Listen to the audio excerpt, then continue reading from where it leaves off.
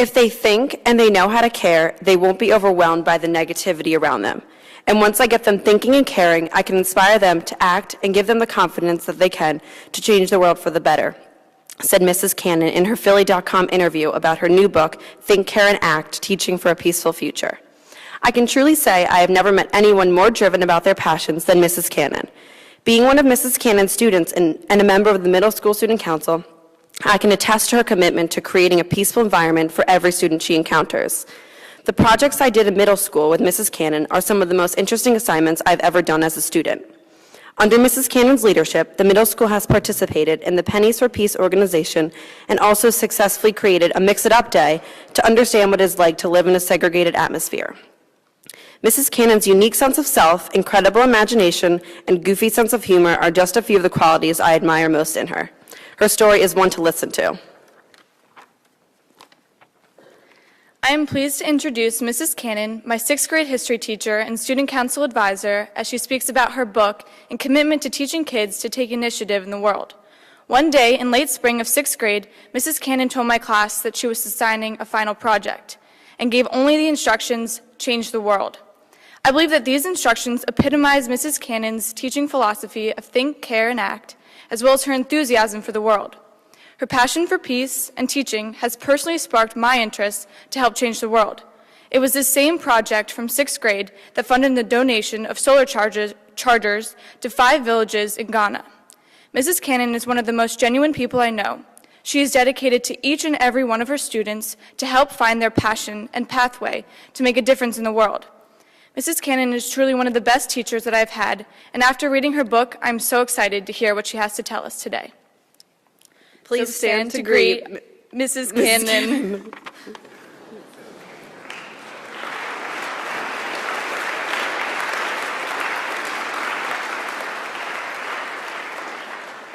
Well, after that, please sit down. I don't have to say much of anything now, do I? I love the goofy sense of humor. I hope you see that. So the longest homework assignment I ever gave myself is right here. And yes, you can finish books, so it does happen. But I want to tell you how it happened, and so that's what this talk will be about, and I'd like to thank you, Mr. Squire, for inviting me. So I've titled it after the title of my book, but also how EA students taught an EA teacher about peace, and hopefully vice versa. So you may remember me as a teacher, but I'm also all these other things: a mother, an artist's wife, a combat veteran's daughter, an avid kayaker, a spiritual eclectic, I'll tell you about that in a minute, global citizen, student of moral character, multicultural social action, and peace and justice education. So all those things really combine to make me what I'm passionate about: loving nature, hearing my father's screams in the night, feeling like a global citizen because of all the connections I've made while traveling, being the spiritual eclectic, raised Jewish, but learning about Sufism and Islam, learning about Buddhism and Hinduism, and all these wonderful chapel services I've had over 20 years at Episcopal make me realize that all the major religions are pointing us in one direction. And it's not to war, it's to beating those plowshares, beating those swords into plowshares. So let's see what it means to me. What's the point of peace education? For me, peace education aims to change an existing belief system, the acceptance of war as a method of solving international problems, to a new paradigm, one in which human rights, social justice, sustainable development, and creative diplomacy are promoted as effective paths to personal, national, and international security. Why do I teach peace? If you read the article, you know. My dad taught us funny stories about the war until my younger son did his 6th grade multimedia project. He interviewed my dad because he was doing the Italian campaign. My dad fought in the Italian campaign. And it was only after 2 hours of, the same old sappy stories that I'd heard about how much fun the war was that my dad suddenly got serious. And that's when I realized what those nightmares were about. He fought that war for 60 years after it ended. So I want to know why we're doing that. My husband wants to know that too. When the war in Afghanistan started, his artwork changed. It changed to reflect the cost of war for soldiers and civilians alike. He knew my dad's story. He knew the stories of so many of our soldiers who are coming home from war, but he also knew the story of so many of our civilians, including us, who are impacted by war. So why do I teach peace? I teach peace for so many reasons. Here's some. To help students combat media bombardment. How can we keep from being overwhelmed, apathetic, negative, stupid, or just plain mean? The media doesn't help us sometimes with that problem. I want to help students deal with their hopes and fears in a safe environment. So we all have hopes and fears, and I think you guys are thinking a lot about these big issues. So I need to create an environment where even sixth graders can discuss some of these and feel safe about it. I want to help students learn about and even become courageous actors for peace and justice, and that means stepping out of the textbook, and I encourage you to step out of the textbooks too. Find out who's making peace, who's building a better future, and how you can become that person. So for me, practicing critical thinking, cultural competence, and moral action is key to becoming leaders able to peacefully and productively serve our fellow citizens locally and globally. Now, your teachers go to workshops. I don't know if you know this, but a lot of times after school, we're either taking courses or we're going to workshops or we're sent to conferences by the school, and we're supposed to learn how to be better teachers, and we're supposed to learn all these fields in this umbrella. Well, for me, peace education is this umbrella. It encompasses educational aspirations like global, civic, multicultural, anti-bias, character, social justice, service learning, 21st century, environmental. Sound familiar, teachers? We're all reading these books. But for me, peace education is that umbrella. That's the world we're trying to get to. But it's also implicit in the way we teach each other. It's not okay for me to go to some workshop and learn how to teach peace and then just be really crabby to my students. So that's part of it. But the other part of it for me is also to explicitly develop some courses to teach about peace, which I've tried to do. So think, care, act. My husband painted this painting. It's like 7 by 7. It's sitting in our living room. And he painted it to represent the cover of the book. I just love it. So I'm talking about think. Enhancing critical and creative thinking. I'm going to show you what that looked like when you guys were in 6th, 7th, and 8th grade. I'm talking about encouraging cultural competence, the ability to understand and interact constructively with people whose beliefs might be different from our own. And then lastly, how do we turn that moral thinking? We all know the right thing to do, but how do we turn it into moral action? So think. Here we take a trip down memory lane. You're going to see yourselves, some of you. And so that's why I always had my camera out. And you're still cute, don't worry about it. So the Socratic love of wisdom holds that to be human and a democratic citizen requires that one must muster the courage to think critically for oneself. This is Princeton Professor Cornel West. So what do critical and creative thinkers do? Well, somebody in this room said this, direct quote, "I love to go off topic because I have a ton of different questions." So teachers, I hope you let your students do this, and students, I hope you do it. And I hope we also encourage collaboration and ask questions and take initiative, follow academic and social diversions, explore current events, seeing multiple viewpoints, exercise media literacy, promote civil debate, enhance creative imagination, and ultimately transform the world. We can do that. So this is what it looks like when we're developing intellectual self-defense. It's a great phrase I borrowed from Noam Chomsky, a social critic and linguist. Ask, who created the media? Why? Who's paying for it? What's been omitted? What's the point of view? Example of that is when I asked my 6th graders to find peace in the news. And they came back complaining, we can't find any peace in the news. There's so much violence. Well, why is that? Or does it indicate perhaps that peace is the norm and violence isn't? Could we think about that? And that's what I'm asking you to do. Election year. When it was an election year a few years ago, 6th graders were asking their adults at home to tell them 3 important issues of the election. They weren't saying, tell me who to vote for. They were saying, what are the issues? So you can do that with this election. Go out for Junto. Get the young Republicans and young Democrats together. Get opposing viewpoints together. Talk with your family at the dinner table. Talk civilly. Try that. After a 6th grade debate, a 6th grade boy then, but a current member of this auditorium said, it was really interesting to listen to each candidate's ideas. I didn't know they had so much in common, but they still have more differences than similarities. Question the myths of history. Consult multiple sources in and out of the textbook. Question the teacher. Question your online sources. Question the textbook. And that's something that we did in 6th grade history. Use critical imagination. Do you guys remember the Utopia Project? Anybody? You created a better world. We-topia, my favorite title for any of those projects. Sorry, everybody else. But you thought about how to make a better world of the future. Well, you're in that position now. You're entering that world. How are you going to make it what you want it to be? So we've thought about thinking. Let's think about caring. I love this picture Mr. Spofford took on a ropes course. Support each other, but also see each other as connected to people close and far away. Martha Nussbaum said at my son's graduation speech, citizens who cultivate their humanity need an ability to see themselves as not simply citizens of some local region or group, but also and above all as human beings bound to all other human beings by ties of recognition and concern. We're a family. So what do compassionate people do? A sixth grade girl said this to me. I hope somebody can say this about you. Every time I was feeling down, you always had something encouraging to say to lift up my spirits. I knew that every day you were around, I'd have someone to talk to. Is there someone who feels that way about you? Make someone feel that way about you. Share personal pictures and stories. Try to understand each other. Have good times together. Take time for each other. Make people feel safe to take risks. Give put-ups, not put-downs.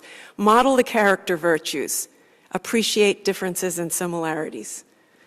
So, building a school-wide safety net of care for students, teachers, and families. In sixth grade, we teachers take it seriously. We get a little crazy with it sometime.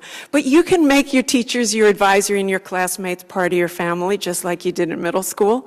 Have some fun with the teachers that teach you. Have a way of making this a family for yourselves. I know they're interested in doing that for you. Say kind things to each other. Anybody recognize this day? The Kind Words Project. It was in the middle of reading Roll of Thunder, Hear My Cry. We were hearing hateful language in the book. And so we decided we would say some kind things to each other, really nice. And that's also something that happens just in the halls that we can combat. Sometimes people tease each other about nothing, said a sixth grade girl.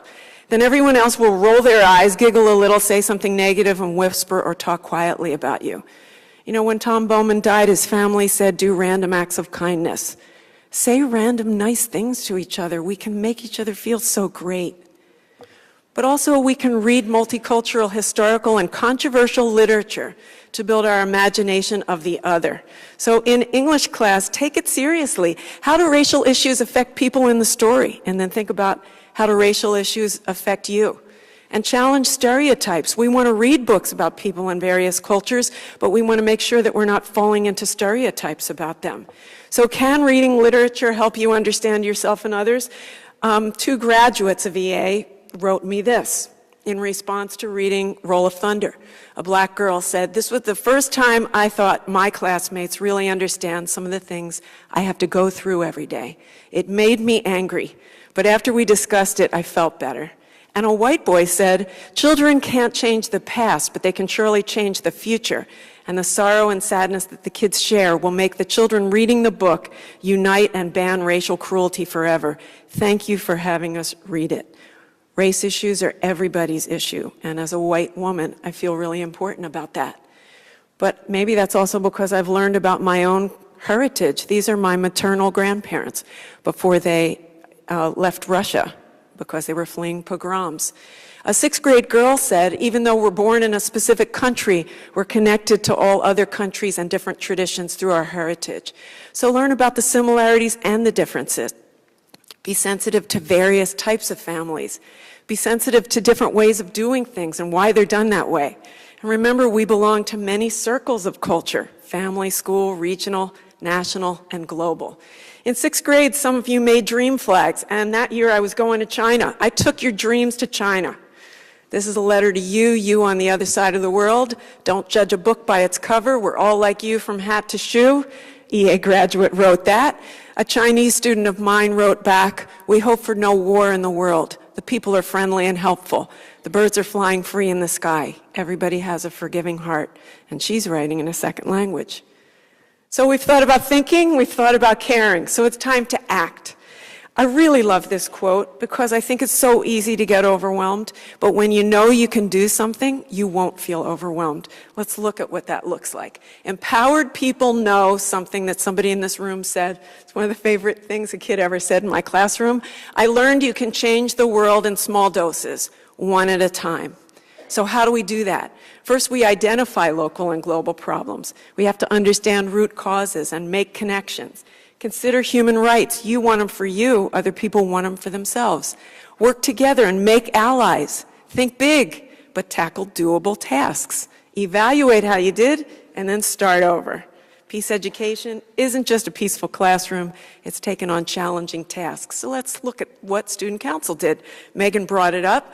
I think that they did some great initiatives, but I think some of it was because their mission statement inspired them to do that. Strive to ensure that we're providing a safe and welcoming environment for all members of the community, inspire service projects to learn about and benefit the wider world. And I really like this quote that was on the wall. Nothing great was ever achieved without enthusiasm. That was an enthusiastic group. They also led that full-day mix-it-up social experiment. And we did that by learning from things that had been done in upper and the successes and failures of that. We learned to make allies with the middle school faculty because we learned that if we didn't get them on board, the whole day was going to flop. We learned so much about how to get it to be a better event. And I think people look forward to it now every year. It's become part of the fabric of middle school. For me, I wanted to do something that stepped me out into the things I really am passionate about. And I'm passionate about English, and I'm passionate about history. You guys know that if you had me. But I also am passionate about teaching something that I don't think we think enough about, which is peace. Coleman McCarthy, a Washington Post journalist, started courses in D.C. because of that. And some of his colleagues would say, well, why don't you teach the other side? And he said, well, students have already learned the other side. I've got to teach peace so that they know that exists. Another mentor of mine said that we needed to learn about the Nobel laureates. So with that, I started getting into courses like debate, compromise, and change. I really love debate. I think it's a great way to get perspectives and learn what each other is thinking. But I also think it's great to sit down at the end and say, okay, you think this. Or that position takes that side. How can we put that together and compromise so we actually get something done? Try that. I asked my kids, should you be talking about stuff like this? And they said, yeah, we should talk about everything. Model UN. I know some of you went on from middle school Model UN and you're tearing it up in DC and other places. That is so great because you gain the ability to define peace and to work for it through negotiation. But faculty advisors also share strategies for teaching peace. Some of you should recognize yourselves in DC and New York City. But also there was a Peace Jam component to that. It's really important. Keep track of who the Nobel Peace Laureates are each year. Or just plain old keep track of who's making good news here in Philly. Who's doing something great in service learning here at Episcopal. There are folks doing wonderful things. Don't think there aren't, and they're effective. So the CAP project, 6th graders doing wonderful things. What do? Our 6th grade ending final project, prioritize social action energy. What do we want to work on? Analyze root causes, emulate experienced social activists, plan local, global, and individual group projects, and act as advocates, indirect helpers, or hands-on social advocates. So yeah, when I put that homework up, I said, change the world, details coming soon. And somebody in this room said, Mrs. Cannon, are we really going to change the world? I always wanted to be one of those people who change the world. Be that person. There's no reason you can't. 6th graders are doing it. You did it in 6th grade if you were with me. Think about it in simple steps. Change the environment. Change people. Do something for animals. But find something you're passionate about. And these are some examples that kids were passionate about. And they said afterwards, finally we made history. Felt like it gave us a voice. But realize things take time. I am an optimist. If you can't tell that, you haven't been listening. But I am a realistic optimist, Art Carey would say. I call myself a transformative optimist. Dr. King said to beware of optimism because you have to realize it takes work. Well, things do take time. But let's look at the top middle picture. Reverend James Lawson taught students in college how to take abuse, how to not fight back, how to sit there when somebody pours a milkshake on your head and hurls racial slurs at you. 5 months later, they had desegregated the lunch counters in Nashville. 17 years after Gandhi's Salt March, there's Indian independence.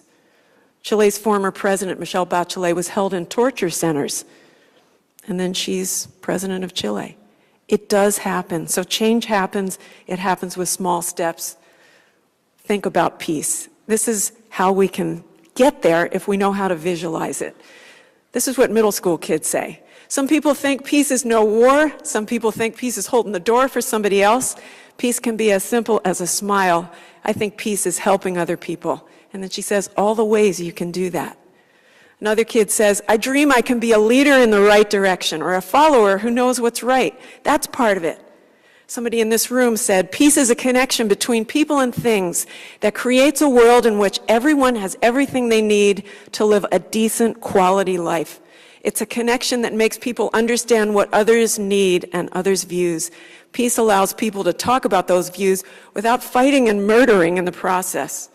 And somebody else said, I learned there are so many ways to negotiate and spread the peace, and that all you have to do is be willing. So my parting thoughts would be, our lives feel better when we become part of the solution. Working for the greater good is good for our well-being and the well-being of society. So it's a win-win. People work for peace in countless ways all over the planet, and you are needed. Your creative and compassionate energy can be effective, and it's needed. And building a peaceful future requires each of us to think critically, care compassionately, and act honorably and effectively locally and globally. Now, you don't think I would say this whole chapel speech and not say the chapel theme? Really? So I want you to try it now. I'm going to play you a video that's called Be the Change. But before I cue it up, I want you to think about, what will you continue doing? Because you're already doing something that builds the peace, either inside you or in your class or in your school or in your wider community. What will you change? What's one thing you can do now? So let's see if I can get this together.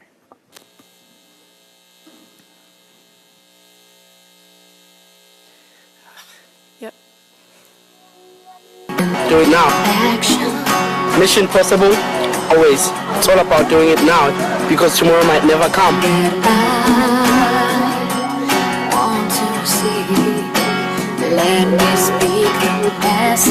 There is no longer any child in this world that's not important. That I want to hear. Let me be the change. Let me be the change.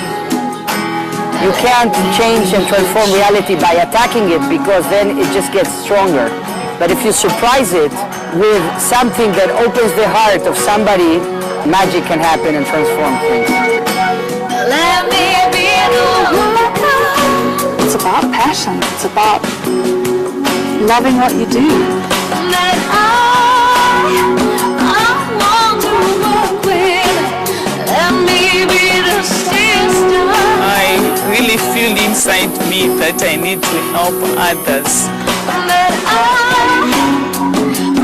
want to sister. Let me be the change. Let me be the change. Let me be the change. You mustn't just receive, you must give. I said, let me be the change. Let me be the change. Let me be the change. So you make a difference in one life, you have made a difference in the whole entire world. You can be the change you want to see. That ain't no other prophecy for humanity to have. The change will start with each of you. Be the change. Be the change.